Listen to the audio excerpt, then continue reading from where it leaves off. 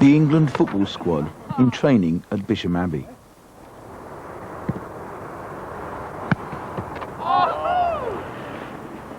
The national press have come to watch England prepare for Euro 96. The competition will be Terry Venable's last campaign. The FA has had a long and embarrassing search for his successor, but their difficulties have been less to do with football, more to do with the tabloid press. Well, this is it then. This is what it's all about. England manager's blazer. There's not a kid in the country that doesn't dream of wearing this and leading the team out in an international day at Wembley.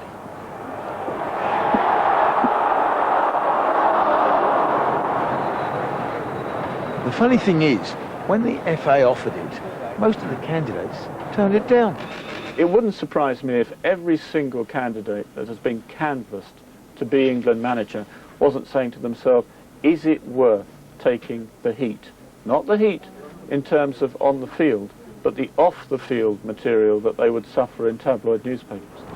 There's been a love-hate relationship between the England manager and the tabloid sports press for going on 30 years. I mean, even Sir Alf Ramsey, you know, who won the World Cup, took an awful lot of stick. I'm treated with rudeness, and they stick their faces in front of me, they stick these things in front of me, and what have you, and so forth and so forth. And I'm being rude. I don't think there's been a word invented that would describe the mannerisms of some of the people that I've been confronted with. And yet I'm rude. When I came into the business, first of all, the job of a sports reporter was to report on events, to go to football and cricket matches to say what happened. Now hundreds of thousands of people see it on the television, and they don't need that kind of journalist to tell them what went on. Tabloid sports journalism is now very much like the rest of tabloids. It's as intrusive as the rest of the paper. And it's the tabloids who are blamed for seeing off most of the 8 England managers since the war. At Heathrow Airport, one of the most successful is about to land. But today his reception committee is a bit on the small side. Terminal 1, Heathrow Airport. I'm waiting here for Bobby Robson. Now, there was a time when I wouldn't have been on my own.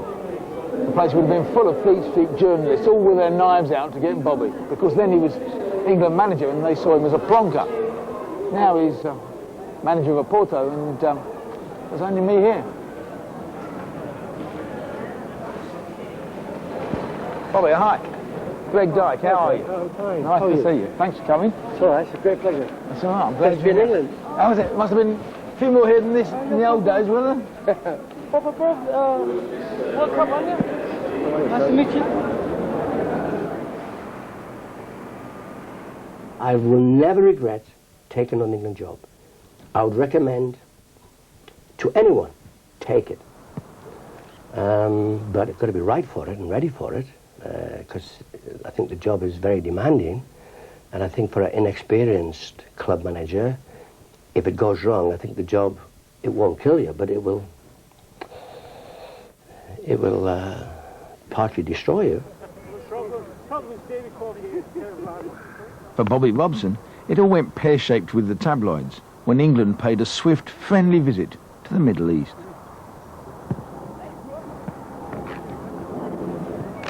Travel on a Monday, 1 day to recover, play Wednesday night. We got a 1-1 draw in very hot, sticky conditions against a Saudi Arabia team who weren't dummies.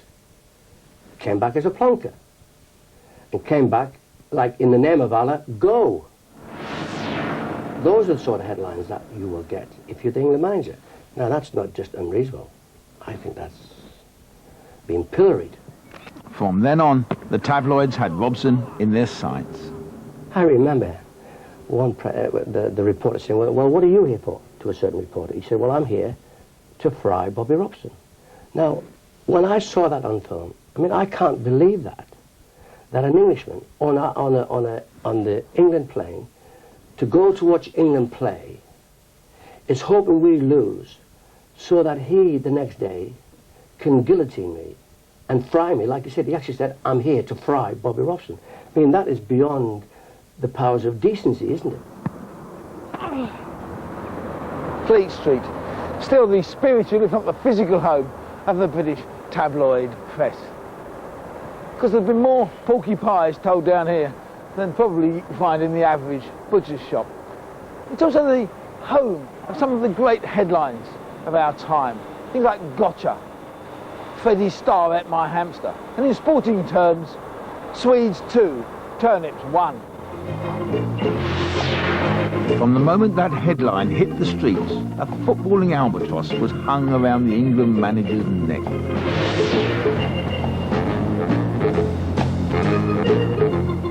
I'm in search of Brian Alexander, the Sun hack, who forever associated the England football manager with root vegetables.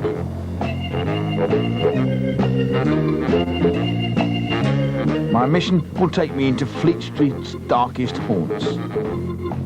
And in the end, there was only one place our confrontation could take place.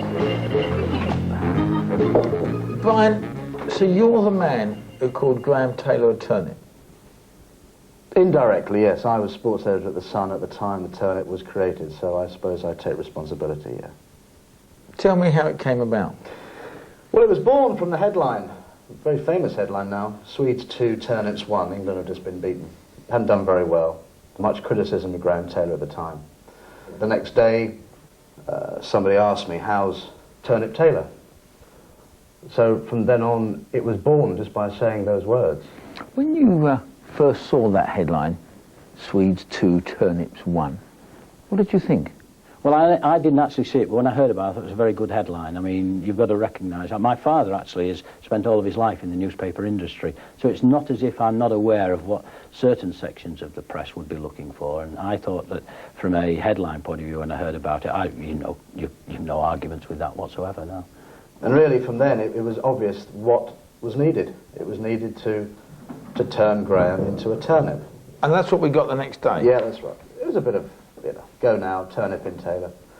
It was supposed to be a bit of fun on The Sun, but it took a life of its own, and it was interpreted as being a pretty vicious, malicious bit of journalism, but actually it wasn't. There was no malice intended. It was supposed to be fun, but it was obviously supposed to have a point. I think sometimes people don't have a real understanding of how they can really hurt people, and sometimes they're not actually hurting the person that they think they are. They're hurting people surrounding that person, and that, I think, is when you stop being fair game. I think you draw a line after so long and say, look, enough is enough. Even a seasoned hack like Brian Alexander now believes the Sun campaign went over the top. Now, when did you think that it had gone too far? Well, I thought it had gone too far when the Sun started to recreate it and reprint it endlessly after that. I think, as I said, once you've done it once, forget it. I mean, we've talked to the Sun sports editor of the time, who basically says he thinks they went over the top. Well, he can say that now. I mean, do you believe him? I don't think it's so much that they went over the top by doing that. I think it's how it's being used, probably, at certain situations, and how it affects a lot of people. I mean, newspaper people would suddenly say, public people shouldn't get into public positions if they're not prepared to accept that their family can also be affected. But if you take into the fact that, you have parents, everybody, and they're in their late 70s, early 80s, I happen to be the only son. I'm sure that my parents have been hurt. So you now repent? I do. I wouldn't do it now, but if I was sports editor of The Sun now, clinging on to my job, who knows? Sports headlines are even bigger than news headlines, and they depend on the back page for one shocking word to grab the audience. The problem is that to sell papers, England's hacks need to insist that England's footballers must win all their matches. There's the circulation war. We're a bit insular in our country. We think we are the best when maybe we're not. We think that we can win every match when we can't. I mean, they do play very good, effective football in other parts of the world. For sure. Aren't they good in Spain? Aren't they good in Germany? Aren't they good in Italy? Aren't they good in Romania? Don't they produce good players in Russia? There are no easy matches anymore. And we don't dominate the world football. Well, I mean, if we look at the facts, we've won the World Cup once and we've got to the semi-final once, so we're not very good. They are the facts. Everybody looks back and says, think about the personalities we had in the 70s. I mean, we did have, and yet twice in the 70s, 74 and 78, we didn't even qualify for the World Cup. In 94, we didn't qualify.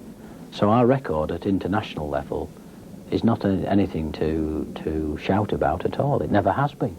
But if we're always going to struggle, and given the popular press demanding success, isn't the problem that the England manager's job is a rotten job? Being an England manager can be a very, very difficult job, yes. Because you're in a no-win situation a lot of the time. Watford on a wet Wednesday. From England manager and then in charge of Wolves, Graham Taylor now manages a club facing relegation from the First Division. All of a sudden you become the England manager, and then it doesn't follow that, you know, people are lining up to give you a job. What I found at Wolverhampton is in the first year when we were being successful, that I wasn't carrying the national press and I wasn't hitting the headlines. As soon as we started the second year, where results weren't so kind, I was back in the national press again as the ex-England manager who was failing again. So I can well understand chairmen of, say, Premiership clubs being rather reluctant to offer jobs because of the baggage that you carry, and it's the criticism that's coming again from the national press. Bays, look at Stuart! Bays, get round, Stuart! It's a risky thing to do with your career if you're not going to be successful. If you turn round and you take the England manager's job, for instance, when I'm looking back at 1990, so I'm taking the job there when I was 45, 46 years of age. I wasn't successful. So suddenly at the age of 50, where probably you may have another 10 years in your career, you put it at risk. You put that part of your career perhaps at risk if you're not successful. Just imagine if you take the job when you're 38, 40, you're probably putting 15 years of your career at risk. And the age of the man the FA would ultimately pick? Just 38 years old.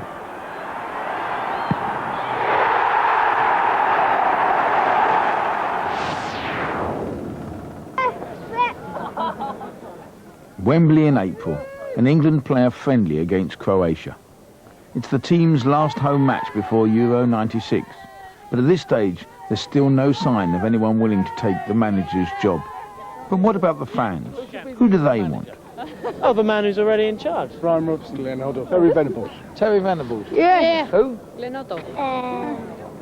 Terry Venables? Yeah, of course he should. Why? Because he's a good manager. I think Venables is all right. You don't know. Can I ask you, who do you think should be the England manager? Popularly, Brian Clough. Brian Clough.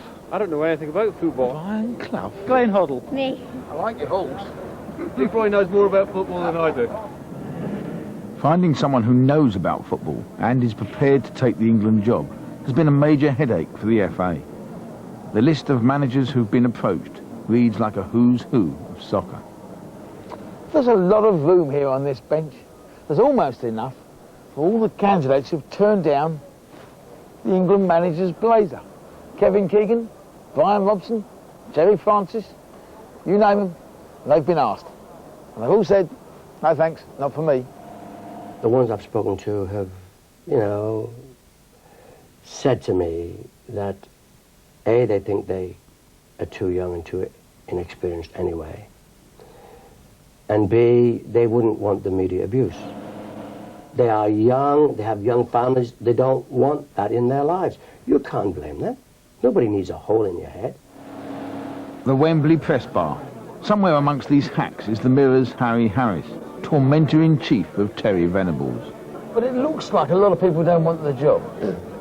And one of the theories that's put to us is that they don't want the job because actually they look at Graham Taylor being called a turnip and Robson being called a plonker, and you sort of suggesting that maybe Terry Venables isn't suitable, and they say, what do I want all that for? Well, first of all, I don't make any suggestions about Terry Venables. I hope I'm producing the facts about Terry Venables. The other two managers you mentioned, that was opinion, really.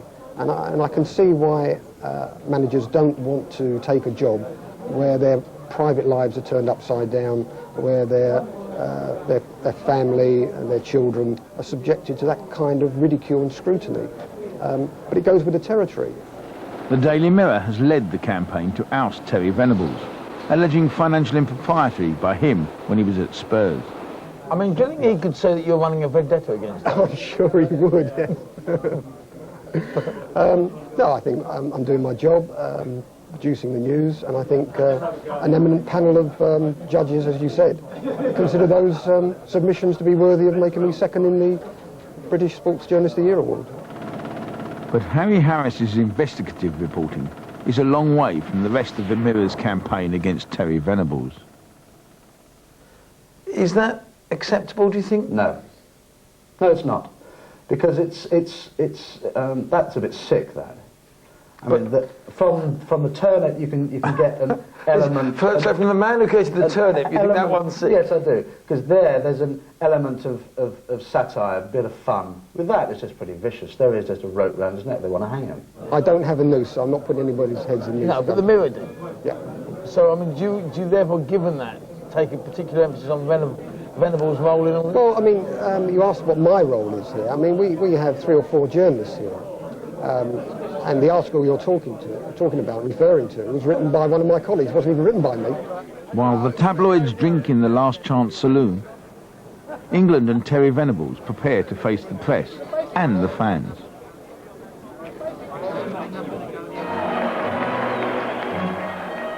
Venables himself isn't talking about the press.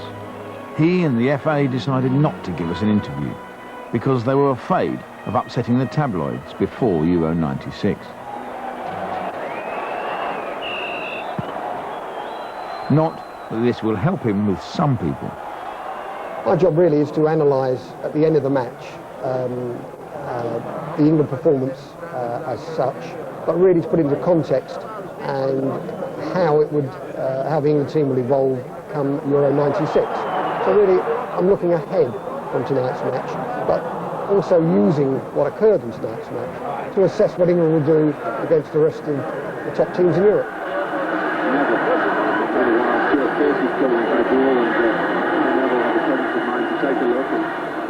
The Wembley press box, and assembled here are the cream of British sports journalism.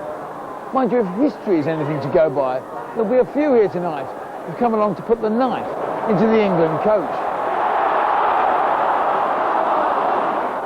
Now, what was it that Bobby Robson warned me about this lot? Most papers would take 2 journalists. One journalist perhaps to write a football story, another one who will be the hatchet man. Some of them are under pressure from their sports editors.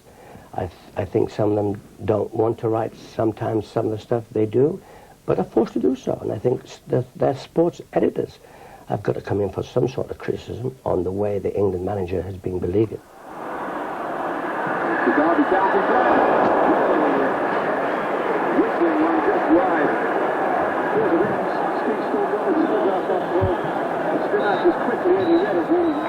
No score. But I thought England played quite well. The tabloid hacks, though, seem to be in the mood for more blood.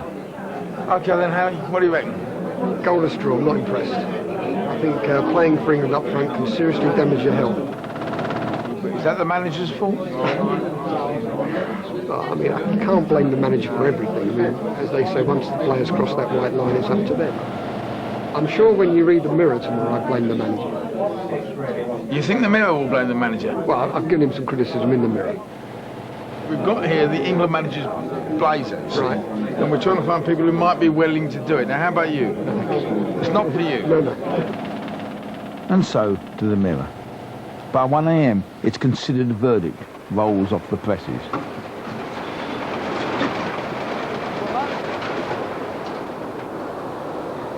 Well, here it is. The first edition with the full match report. And according to the Mirror, tell men, make it a bore.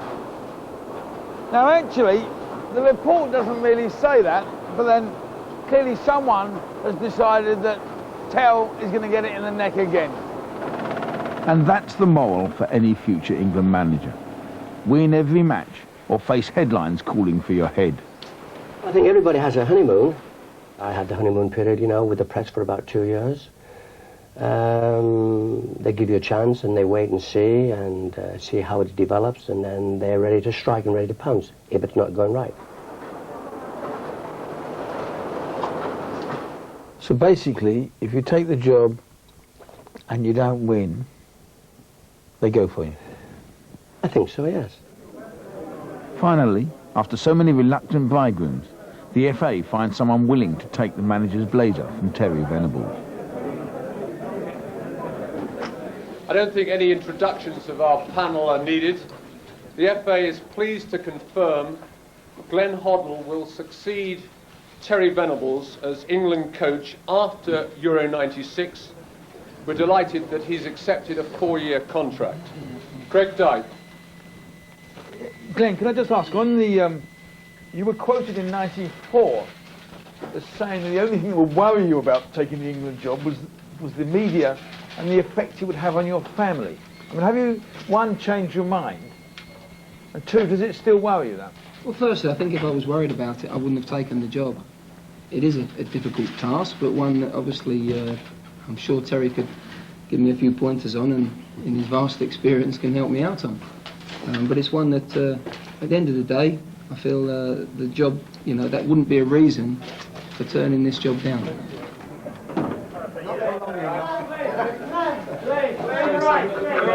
Everybody's happy. It's tough. For me, it's tough. We all know that. You know that yourself. I mean, you're aware of that. But Glenn is a person that's got his own ways of working. He'll deal with it. I've got no doubt at all about that. I don't need to give him any advice.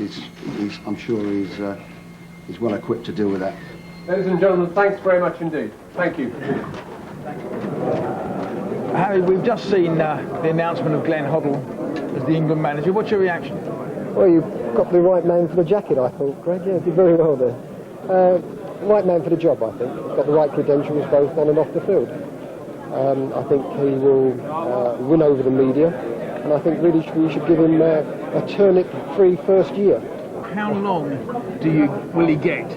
How long's a piece of rope to hang him with, I suppose? No. I think on the mirror, I'd be very happy if we actually gave him a year free of any vitriol and any criticism. So Harry, he's got 12 months in the job now. Well, 12 months, that's more than anybody else has had. I would really hope he got as long as that. And so, in a year's time, we could be here all over again. The England manager under siege, and Glenn Hoddle's future in the tender hands of the tabloids. Sports journalism in the tabloids depends on sensational stories. I think the tabloids have made the job of England manager untenable. It's ironic, isn't it? I mean, virtually every football fan in England would like to be the England manager and pick the England team.